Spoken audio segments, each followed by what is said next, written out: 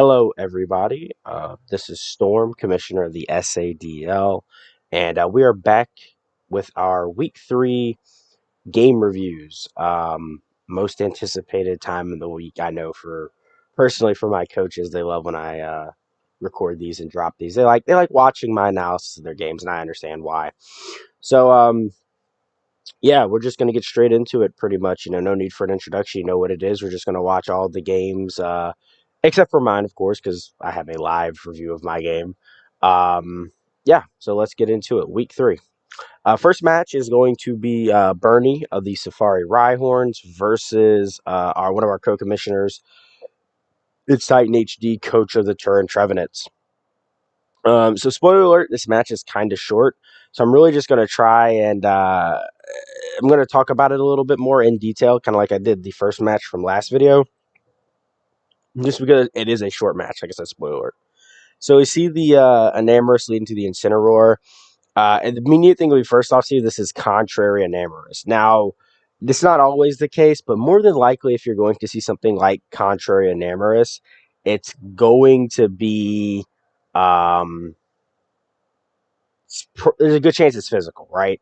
And obviously, you have to kind of respond in the best way. And this is a great prep, by the way. Uh, you know, Titan has two.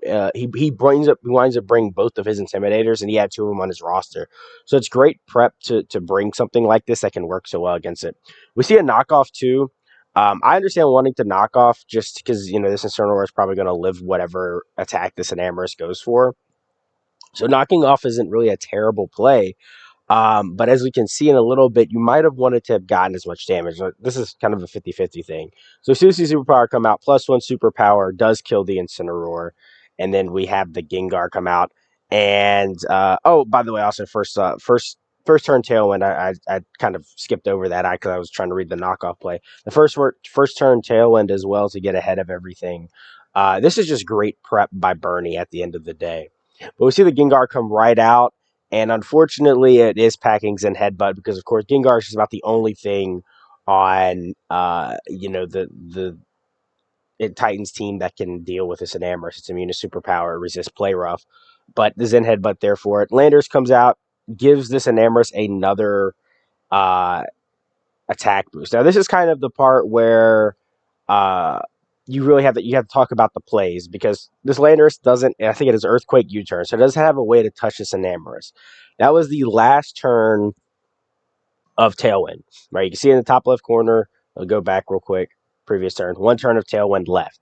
Bringing out this Landorus, giving it another attack raise obviously is very pointless, and giving it another turn of or on the last turn of Tailwind allows it, as we're about to see, to set up Tailwind on this next play. It doesn't die. Um, Swaps out to read the Play Rough on the Empoleon, and this just allows the Enamorus to set up another Tailwind. That's just like, obviously you're in a bad position, and kind of this Enamorus has already done enough net damage. At the end of the day, like I said, this is a prep thing. This isn't really necessarily terrible plays on behalf of Titan as much as it's just great prep by Bernie and it catching Titan off guard and him not being able to respond to it. Obviously, he could have maybe read the Zen Headbutt and not got rid of Gengar. Gengar was the best option to revenge kill this Enamorus. So by then it would have already have done a lot of damage to his team. Obviously, we saw that the Landorus was able to kind of stall it out. +3 Play Rough only did 78%.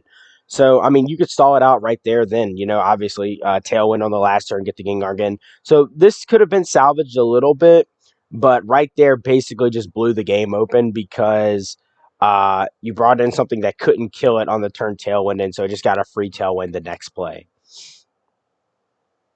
Moon comes out, it's photosynthesis, it's not faster than Enamorus, definitely not after a Tailwind boost. Superpower, Zamazenta comes out, it's +1 defense, but Play Rough can one-shot it. Probably if the Zamazenta should have came out earlier, maybe when it was at like +2, that might have been able to help it, giving it a chance. But unfortunately, the Enamorus it's a 9-turn match. It's a quick 6-0. Good prep by Bernie. And like I said, I don't want to say that there was nothing that Titan could have done. There could have been some better plays, but at that point, you're kind of just caught off guard, and like the Zen Headbutt definitely threw him off guard. Gengar was by far his best revenge killer for this thing, especially after Tailwind dropped. I definitely think going into something different on the turn that Tailwind was ending ends this match differently, or going into Zamazinta a lot earlier. Going into Zamazinta with things at +1, Zamazinta more than likely, if it has Heavy Slam, just kills this and doesn't die to play rough. That probably should have been the play. Really and truthfully, I don't have the calc on hand, but I'm going to say probably +2 an Amorous play rough doesn't kill +1 Zamazinta. So there could have been some plays to avoid it, but at the end of the day, it's just good prep by Bernie is really what it comes down to. So we'll move on to our second match. First match, very quick, obviously. Not really much to break down there. Just kind of talk about some things. So then we have Club or Bean, coach of the Cerulean Guardians, here against Jake, who is the coach of the not the Jirachi Wishmakers, the Washington Wishmakers. So we start this match here. See a Garchomp lead C into the Cleaver. And actually, I love this lead here by Bean. This is a great lead because as we're going to see right here, like Scissor does 53%. As you can see right here, like it forces you to do a not very effective attack. Obviously, Stone Axe is resisted by Garchomp. You do get up the rocks, but if you do the Stone Axe, then you're taking the chip and you're just trading rocks essentially, and potentially letting your Cleaver die. Anyways, he X scissors into the Cleaver, does a big chunk. Garchomp gets his rocks up, Earthquakes, X scissor comes out again, and Rocky Helmet plus Rough Skin is going to be able to kill it. So this is actually Garchomp's obviously a great Pokemon, but that's not a bad trade at all by Bean. He stops his opponent from being able to get rocks up, and you know he loses Garchomp in the process, but stopping your opponent from being able to get rocks up in that situation is phenomenal. So we see the Charizard come out and immediately Terrafire Overheat. That's a great play right there. Just get a kill on something. Now this is kind of where the plays fall off because there's no reason to stay in this situation. You're -2, and as you can see, it does absolutely nothing. I mean, what 23%? I'm actually surprised it does that much. But you're -2. Now you're -4, and the overheat again. Like that's just it's a pointless play at the end of the day. You're just letting this Raging Bolt set up for free. You're getting a little bit of chip on it, but it's not much. No, we just see the Mew come out, and this is some great tech here by Bean though with the Haze Mew. So that's phenomenal. At the end of the day, it kind of just makes the last couple turns not kind of non-existent. But then he goes back out into the Charizard. I guess expecting to see a play, not a play mine, a Calm Mind from the Raging Bolt, but unfortunately, it's a Thunderbolt into a Thunderclap to finish it off. We're going to see a Thunderbolt into a Thunderclap once again to kill the Blastoise. This Raging Bolt just stays on the field too long. Not a lot of prep for it. We do see a Toxic come out to try and limit it as it does Calm Mind. And then a Sludge Bomb. Probably should have had Earth Power or something on this. It would probably wouldn't have changed the outcome of this match, but it's just something to bring on Venusaur because it's really good. Now we're down to 2-4. This Raging Bolt just on the field. And it's really, Bean doesn't have a lot to deal with it. Really, his best option would have been after that Draco to probably go Mew because it is faster and would probably do a decent amount with, I think it has Psychic in its last slot. But at the end of the day, this Regieleki can't touch it. Its electric moves are resisted ×4, as we're about to see. Yeah, absolutely does nothing. But Thunder Cage plus Toxic will be able to kill it. So, this is another thing too. I don't know what this Regieleki is exactly running. It's running the Thunder Cage. Thunder Cage's base power is pretty weak, at least compared. If this was like a Thunderbolt or something, there's a good chance. I imagine there's a good chance the Cinderace dies, or if the set was different. I don't know if this thing is like max speed. If this was like modest, there's probably like a modest Thunderbolt probably kills this Cinderace. So that's kind of a team building and a decision making thing right there. But Regieleki goes down. We see the Psychic come out. And then, yep. Iron Valley's able to finish the match off. Actually, this is a 2-0. I might need to check my. Oh, yeah. Actually, that reminds me. Now that I'm seeing this match, I need to. Yeah, this was a 2-0. Jake was +7 last week. So actually, Jake is +9 in differential. I'll update that. Um, on the in the standings, I have the standings listed incorrectly because for some reason I thought this was a 3-0, but it was a 2-0 by Jake. So, pretty, not comes down to a 2-0, but Raging Bolt just got too much done in that match. Was just left on the field to get away with it. I mean, the Hayes tech by the Mew did save a potentially really bad match for Bean. I mean, that match could have gone a lot worse, but it was a winnable match by Bean, especially down to the wire. So move on to our third match. Here we have St. Wumples of the Anchorage Bearticks versus Fiery Vortex, coach of the Dewey Duwats.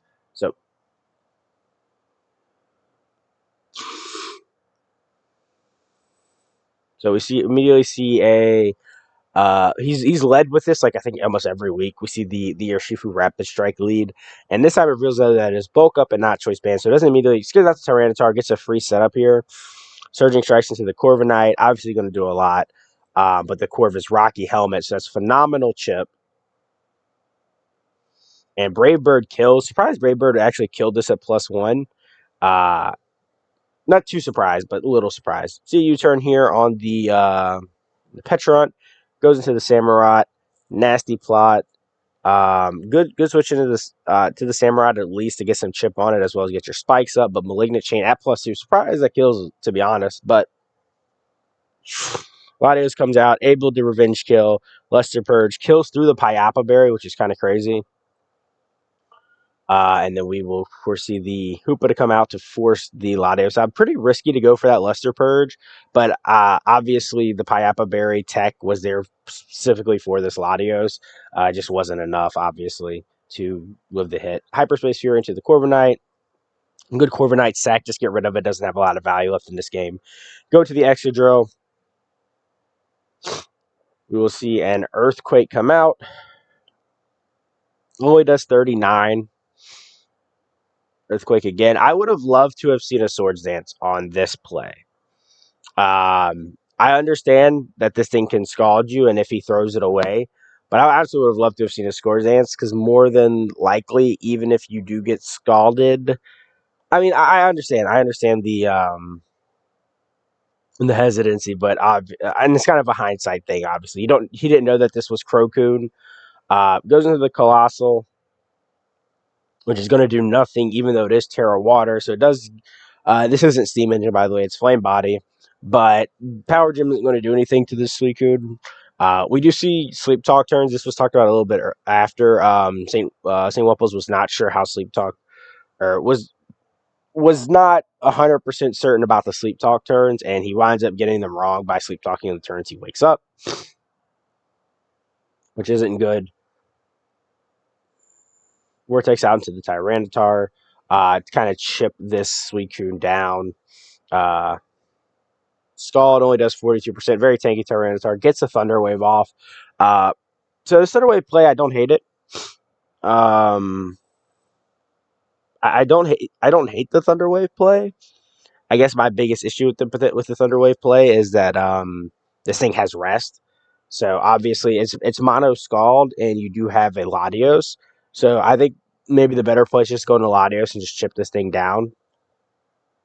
But Tyranitar does a great job here. Gets a Thunder Punch off. Huge damage knockoff to get rid of the leftovers. So that way the Sand Chip is permanent. See it go back to sleep.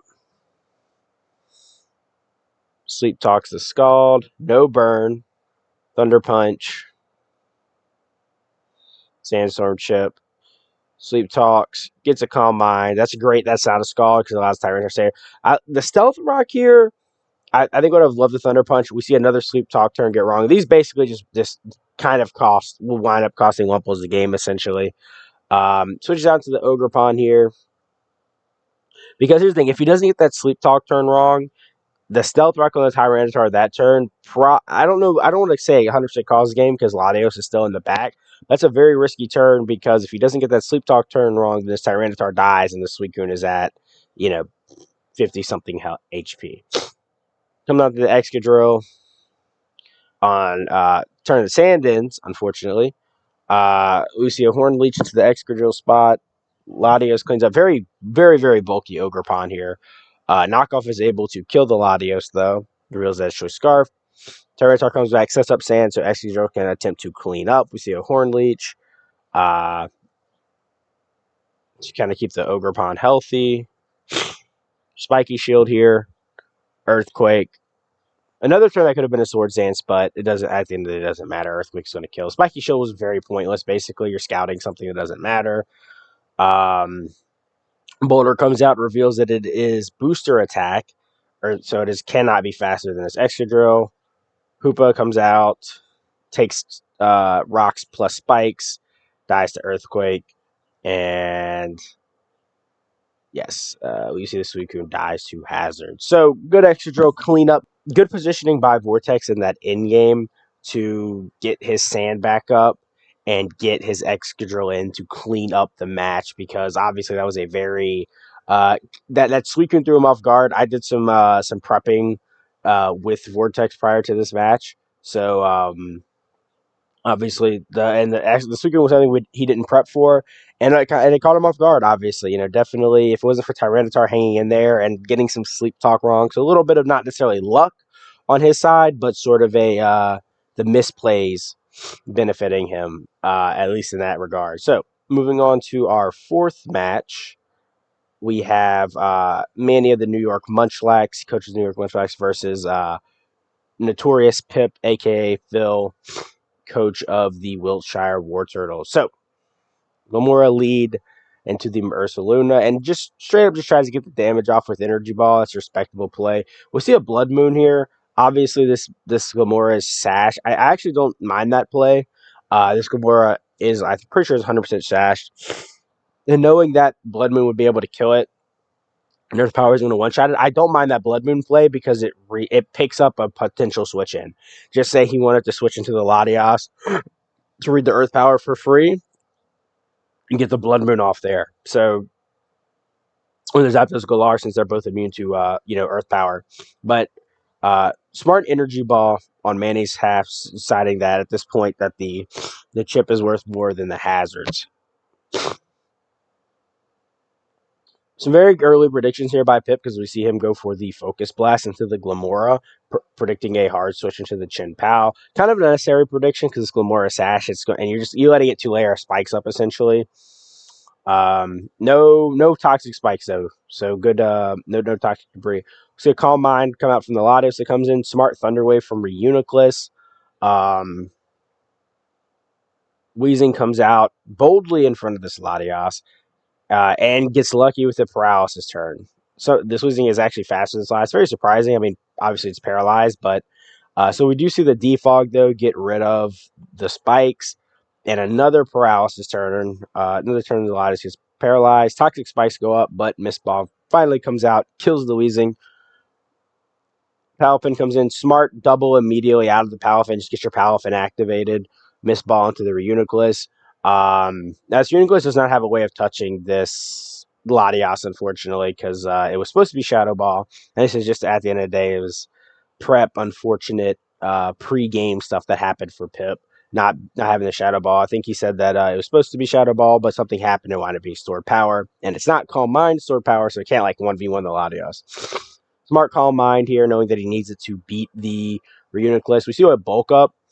This is very much a pointless turn because if you're bulking up, if you're just kind of a general competitive thing with the way damage works, if you're ever, say you have 2 turns to attack, it's better to attack twice than to basically set up a +1 turn and then attack the next turn. You're going to get more damage attacking twice. Now, if you +2, you're going to get the same damage as attacking twice, but of course you kind of you open the chance of getting a big crit off and also being set up for later. Obviously, you get the +1 into the crit, but that's not going to do much damage to this Latias anyways. So I would have rather have seen maybe 2 jet punches from this Palafin instead of just a +1 and then a jet punch and then let it get the Draining Kiss off. But either way, not much here. No ice move, I'm guessing, on this Palafin either. We see the Kyurem come out. obviously, but Freeze Dry does nothing. This Latias is at +2. Should have been a dragon move. If it, I'm not 100% sure the sets. I need to find a way to get the sets pulled up somewhere so I can communicate the sets during the match. That should have just been dragon move. Get as much damage off as possible, or at least ice beam if it was packing ice beam. But 2 draining kisses kill it. Keeps the Latias super healthy. It's going on a rampage right now. Hitmonlee. We see a fake out from Hitmonlee. No normal gym because this thing was holding Misty Seed, and then we see a Throat Trap. Throat Trap does big damage. I this so this is a prep thing. Obviously, this Hitmonlee is Terra Fighting. It should be Terra Dark. 100% should be Terra Dark or at least Terra Fairy. I don't necessarily hate the Terra Fighting, but when you see how many fighting resist that Mandy has on his team, because obviously he has the Galar, he has the Latias, um, he didn't bring it this match, but he has the Frostmoth. I'm trying to think of some other random Pokemon type team. Terra fighting, like it's not terrible, but I feel like the Terra Dark or Terra Fairy is just so much better than Hitmonlee. And Terra Fairy, Terra Dark Throat Chop, or a Terra Fairy, Terra Blast, or a Terra Dark knockoff, which I think this should have been over Throat Chop, would have done so much here, and it would have at least given him a chance to win this match. But it's not. So Throat Chop does negligible damage. Doesn't get a crit either, unfortunately, so then the Draining Kiss just cleans it up. Would have loved to have seen Terra Dark or Terra Fairy in that situation. Terra Fairy, especially not giving him the resistance to or not the resistance, not making him weak to Draining Kiss.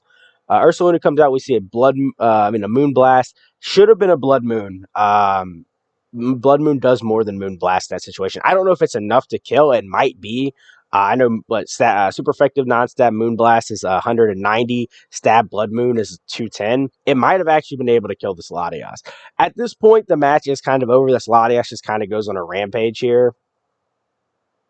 Because its Reuniclus cannot touch it. It's Thunder Wave, Recover, Focus Blast, uh, Draining Kiss. So basically, Manny can just get +6 and kill this Reuniclus. And if it wanted to, or stall it. I'm just going to this is 21. So you see, it only lasts for a few more turns. Phil decides not to drag it out. But anyway, so that's our fourth match. We have two Pokemon already who have gone on 6 kill streaks. So insanely not very close matches this week. We had some closer matches last week. We do have two 2-0s, but then we have a 6-0 and a 5-0. So moving on to our fifth match of the week. We have Vanny over here of the Diamond Defenders versus War Master of the King City Kingdras. So Manaphy into a Komodo lead. Komodo substitutes on the Take Heart play. I'm not a big fan of this Komodo set. I think he's brought it all 3 weeks he's played. It's like Sub, Clinger of Soul, Dragon Pulse, Drain Punch. Not really a big fan of it, especially because it's very slow. But you see a Drain Punch into the Manaphy, an Ice Beam here. Ice Beam does a chunk. Dragon Pulse. This 100% should have been a Drain Punch. Drain Punch does more than... also a very risky Scald play. I guess at the end of the day, you're expecting the Manaphy to stick around. Very interesting to see that Scald play because Ice Beam had a chance to kill. Either way, it kind of works anyways because he does get the burn. But I do think if we would have saw a Drain Punch out from this, perhaps he was really the Drain Punch out healing the Ice Beam. So hindsight, it kind of works out. Very interesting to see that though over the Ice Beam. And he Dragon Pulses now because he's burned, obviously, so Drain Punch does less damage. Still weakens the Manaphy, though. We'll see the Darkrai come out. Size is set up right in front of the Manaphy. Very interesting play. I'm not sure what the spreadless Manaphy was. It might not have been offensive, which is why this Darkrai manages to live. But he does get a free setup, and we see a Dark Pulse. I don't like the setup because you were Life Orb, right? If you weren't Life Orb, then that's fine because you can preserve your HP regardless, and you're just basically getting a free +2. Because you were Life Orb, your Dark Pulse 100% kills, and you just basically wasted a shit ton of your HP on your Darkrai to just kill it off in 4 turns anyways. So, Gouging Fire comes out, reveals that it is not Gouging Fire, it is a well-disguised Zoroark, Hisuian Zoroark. Clefable comes out into the Artrulodon. Obviously, this is just free damage. Not a I understand there's not a lot of switch-ins on the side of War Master, but obviously flash cannons don't do a lot, and you do try to calm mind, but this also could be like Heavy Slam, Archulodon, or Iron Head, or some physical attack. But either way, it picks up the 2-hit KO with the Archulodon. Sandaconda comes out. Nice little Draco Meteor into the Sandaconda as it coils up. Get some solid chip on it. Body press isn't going to do anything. It's unboosted, and this is +1 defense. So we do see rest on the Sandaconda. Probably either should have switched there or maybe Draco did again. Then we see the Gardevoir come out. Very smart Gardevoir play here to trick it. The Choice Scarf obviously takes away the loaded dice and also locks it into a move. Um, we see the Rock Blast come out. Now, this next play right here, he stays in Moonblast. Somehow this Gardevoir is still faster than the Sandaconda. I guess the Sandaconda is really bulky. You have two rock resists, two really good rock resists. I don't like staying in on this play because you just kind of throw away the Gardevoir here. You know, obviously he had to get 3 hits, but you just throw it away. You could have gone into Rhyperior, you could have gone into Duraludon or Chulodon and gotten a bunch of stamina boost. Those are just better plays. You see a 4-hit, get the Stealth Rocks up. Late game rocks, that's not a bad play at all. Don't. I mean, this thing is never killing this Rhyperior ever, basically. Dragon Tail as well. So very solid plays here from Vanny to position himself. See the Gouging Fire come out, and this is unfortunate that it was packing Iron Head. Um, it's not a move that you're going to see a lot on Gouging Fire. So it's very unfortunate because Terra Fairy is really good into just a regular Gouging Fire. Being immune to the Dragon move and forcing it to either Flare Blitz or Heat Crash you, which isn't going to do a lot. It's very unfortunate to see that come out. I don't know if this Rhyperior had Earthquake. No, I might have just had another move here. Earthquake should have been the play here, though. Um, just less riskier than rock blasting, should I say? But either way, it doesn't matter. It's a 2-hit KO. Sandaconda comes out. I don't know, so I'm not 100% sure. Um, Sandaconda's what Sandaconda's HP was when it left. I'd have to see, but obviously you could tell by the damage it took. It took full damage from Stealth Rocks that this was not Sandaconda. With that being said, I don't know how that would have influenced Vandy's decision if he knew it was the Zoroark. He might have gone straight out into Milotic instead of risking his Rhyperior, who still had a decent amount of HP left. Anyways, goes into the realizing that it is a Zoroark, goes out into this. He Ice Beams. Very interesting to see this Ice Beam play because I don't know what it's for. We're going to see in the next successive plays. This is kind of the end where uh, these ending turns are very huge in determining the end of this match. Because Ice Beam does not hit anything on the opponent's super effective, except for Sandaconda, who is also weak to water. So it's interesting to see the Ice Beam play. This 100% should have just been Scald. But anyways, see Alluring Voice. Not really a reason to do that. Obviously, it's neutral. Bar Barrage. We see another Ice Beam. Because at the end of the day, this is obviously leftovers, Overquill. If this is Scald, I mean, I imagine this thing probably already dies. This thing is probably no longer in the field if he scalds all of these turns instead of Ice Beaming, because Scald is obviously stronger because of Stab.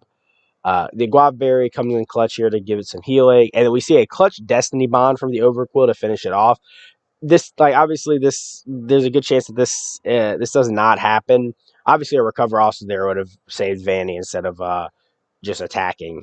But good Destiny Bond play there from War Master. It's huge and limiting the his ability to deal with this Zoroark. Anyway, we see the real Sandaconda come out. So yeah, we see the Sandaconda didn't have a lot of HP. Terra Dragons, Terra Dragon scale shots. This is a very interesting play because it should have just, if it has it, I don't know if it did, should have just Earthquake. I imagine it probably does. Actually, no, wait, it doesn't, right? No, because it's, Coil Rest. Okay, so it doesn't have Earthquake. So obviously this is the best play for War Master, dude. Just Terra Dragon, get the scale shot off. Obviously gives this thing a bunch of stamina boost, which really don't matter. I will say, so we see the Flash Cannon come out. Obviously, uh, I think I'm trying to think really and truthfully. I don't hate the Flash Cannon play because this is in hindsight you body press here because it kills the Sandaconda. Um, because it lowers its defense and you get a shit ton of stamina boost. Predicting this thing could have Earthquake though. I understand that Earthquake would do a decent amount to the Archulodon and only give you a +1 stamina boost, and also would not drop the Sandaconda's defense. So I can't understand the Flash Cannon a little bit, but it just allows the Archulodon to take more chip because Sandaconda stays around on the turn. Fortunately, it only gets 2 hits. See a body press to finish it off. And this is a deciding play. Now, when we watch it walk out, we see the Shadow Ball come out, Archulodon lives, and we see a body press into the Zoroark. Shadow Ball's able to finish it off. Vandy, if you're watching this video, I told you if you were unsure of type matchups, there is a command to check type matchups in Showdown. I understand that you're newer to Pokemon, maybe didn't know what the Zoroark's typing was. You can obviously hover over it. If you hover over a Pokemon, you can see their typing, their possible abilities, etc., etc. Obviously, I think that a Draco Meteor probably kills this thing. And obviously, that comes down to the Draco Meteor hitting. It has a chance to miss. Um, Draco Meteor kills the Zoroark. This would be an easy win for Vanny.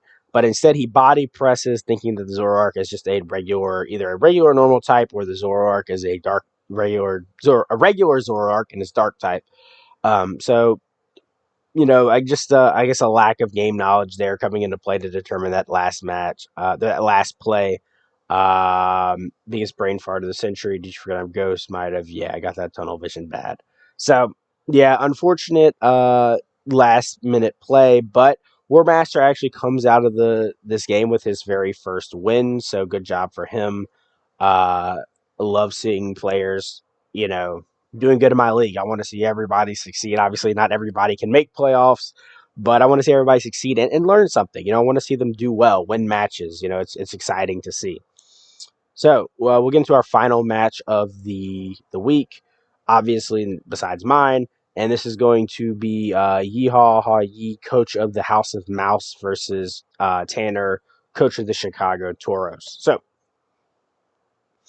Noivern lead into Sneasler. We will see a U-turn. Obviously, Sneasler is usually faster than Noivern. Uh, Air Slash into the Rotom. Actually, wait a minute. I could be wrong about that. No. Okay, so that's actually interesting. The Sneasler was faster than the Noivern. That's a risky play by Tanner, actually. I didn't even think about that. Very risky play by Tanner because Noivern, unless this thing was scarfed, which it might have been, I'm not 100% sure. I'd have to look back at the sets. Um, I don't know what the spreads are. Volcarona comes out. Quiver dances in front of the Noivern. Immediately switches out, fearing, of course, the Air Slash. So if you know your Sneasler is faster than this Noivern, more than likely your Volcarona is faster than your Noivern. I don't know how much Air Slash does, but I imagine +2 Volcarona probably doesn't take a lot from Noivern, so you might not have needed to make that switch there. You could have potentially stayed in. Landers comes out. We see a switch and an unfortunate Stone Edge miss. Landers does switch though. Cryogonal, of course, can be faster than Landorus. See a switch into the Grimmsnarl here. No freeze on the freeze dry. Um, Great play here by Yeehaw switching into on the Thunder Wave. Obviously, this thing can have fairy moves and fighting moves, so this is a bit of a risky switch. But he predicts the Thunder Wave, and I don't mind that at all. We do see the Drain Punch come out into the Grimmsnarl, so bit of a risky play on that Swords Dance. I'd have loved to have seen just an Iron Head come out, or even stay in an Iron Head again, because your Gambit appears to be faster than the Grimmsnarl unless it is a speed tie. But either way, Drain Punch, Ariza Drain Punch goes into the Chandelure. Grimmsnarl smartly parting shots out into the Rotom, takes minimal damage from the flamethrower and gets a kill with the hydro pump. So that kind of little sequence of events just ends up with Yeehaw losing a Pokemon anyways. So I think maybe the Iron Head was a better play, but it kind of doesn't matter at the end of this match anyways, as you're going to see. Grimmsnarl switch to read the Psycho Boost. See the Gambit come back out. Tries to Thunder Wave it again. Unfortunate here. Brick Break trying to read potential screens, but doesn't work out. We see the Drain Punch. I understand that this thing can have screens, but so far it's revealed three moves. Thunderwave, Parting Shot, Drain Punch. More than likely, one of these moves is a fairy move or a dark move. More than likely. So this thing probably isn't running screens. So I don't love that break play. Thunderwave unfortunately misses. This thing, Gripsaw's having a hard time. We do see the Spirit Break come out on the uh, Bastiodon.